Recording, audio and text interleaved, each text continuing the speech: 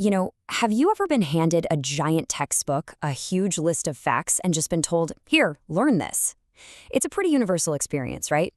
This quote from educator Marie Hubley Alcock just hits the nail on the head. It's that classic approach to learning. It's all about the what. But let's ask a serious question.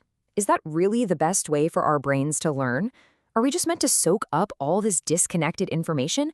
Or are we maybe missing a key ingredient? Something that actually makes learning stick and, mean something. So that's what we're going to dive into. Because it turns out your brain isn't just some filing cabinet for facts. It's this amazing connection-making machine that is absolutely desperate for a why. To get started, let's talk about a tale of two brains. It's a really great way to think about how all of us process new information. Okay, so on one side, you've got the spiderweb brain, and on the other, the inchworm brain. Now, here's the thing. We all use both of these styles to learn, but most of us definitely have a favorite, a natural preference for one over the other. So here's the breakdown. The spiderweb brain is an analyzer. It has to see the big picture, the why, before anything else. It needs that context to connect all the little details, kind of like threads in a web. Without it, it just gets lost. The inchworm brain, though, is a synthesizer. It needs the what. It wants a clear, step-by-step trail of facts that it can follow, one piece at a time, to build up its understanding.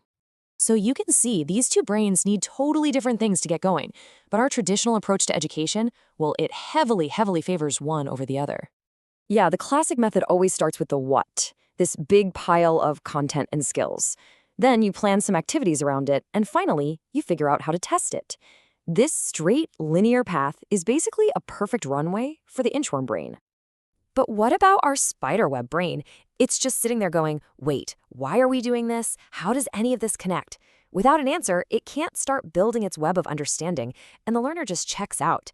It's kind of like being told to build a complex puzzle with no picture on the box. Good luck with that. And this all leads us to the million-dollar question. How in the world do we design learning experiences that engage both the inchworm and the spiderweb right from the very beginning? Well, the solution is actually pretty simple, but it's a total game changer. It's all about designing from the end. The whole idea is to just flip the process on its head. Instead of starting with all the what, you start with the big ideas. You start with the why. When you define the destination first, you give the spiderweb brain the context it's craving, and you give the inchworm brain the clear finish line it needs for its journey. Everybody wins.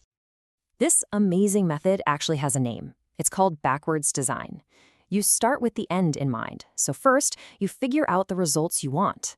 Then you decide on how you'll know if someone got there. And only then, only after all that, do you actually plan the lessons and activities. Okay, that sounds great in theory, but what does putting backwards design into practice actually look like? Let's check out the blueprint. This bookshelf analogy is just perfect. Think about it. At the very top, you have the standards. That's the whole structure. But right below that, in the most important spot, you have the enduring understandings and the essential questions. That's your why. The what, all the content and skills, those are just the individual books on the shelves. And the whole thing is held up by the assessments, which prove that learning happened. So the process itself is beautifully simple, really. Step 1, start with the why. Figure out what you want people to understand. Step 2, figure out the evidence. How will they prove they understand it? And only then do you get to step 3, plan the what, the activities and the content that'll get them there. Now, the quality of your why is absolutely crucial. A really powerful why, which is usually framed as an essential question, isn't about simple facts. No, it's big. It gets right to the heart of a subject. It never has just one easy answer. It connects ideas across time, and it's something you can come back to over and over again. And when you build learning this way, you're not just creating a lesson plan. You're creating a clear path to something much, much deeper than just memorization. You're building a path to true mastery. This is what that journey looks like. We might start with concept fluency, just learning the basics. But because we're always connecting back to that why, we move towards deep understanding and, eventually, operational fluency.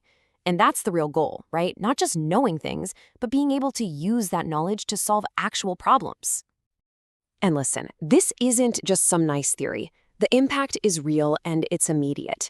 When students get the purpose behind what they're doing, their performance just skyrockets. They're not just collecting random facts anymore, they're building a powerful, meaningful web of knowledge.